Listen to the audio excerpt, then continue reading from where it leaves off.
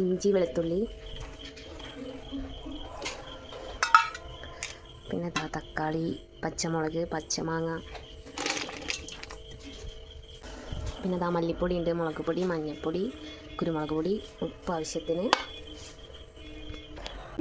അവർക്ക് ഇഷ്ടമുള്ളതും പുതിയ തലമുറക്ക് ഇഷ്ടമില്ലാത്തൊരു വിഭവമാണ് എന്ത്. ചില കുട്ടികളൊക്കെ തിന്നാവും, എല്ലാവരും തിന്നോളന്നില്ല. ഇതുണ്ടാക്കുന്ന രീതിയാണിത്. ആ പൈസ കിട്ടില്ല അല്ലേ.